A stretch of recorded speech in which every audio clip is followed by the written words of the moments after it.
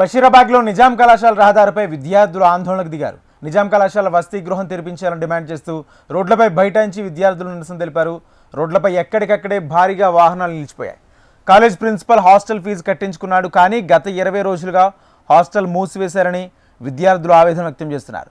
తక్షణమే హాస్టల్ తెరిపించాలని, లేకపోతే తెరిచే వరకు తమ ఆందోళన విరమించేది లేదంటున్నారు.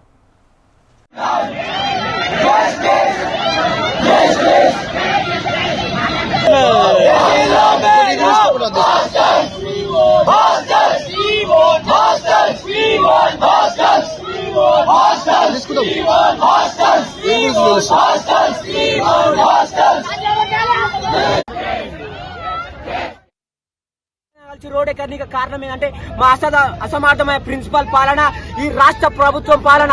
నేడు చూసుకున్నట్టయితే దాదాపు 20 రోజుల యూజీ కాలేజీలు ఓపెన్ చేసి అసమర్థ ప్రిన్సిపల్ పాలన వల్ల హాస్టల్స్ డీడీలు మెస్సుల ఫీజులు కట్టించుకుంది, కానీ నేడు హాస్టల్ ఓపెన్ చేయడం వల్ల మేము విద్యార్థులు నానా అవస్థలు పడుతున్నాం.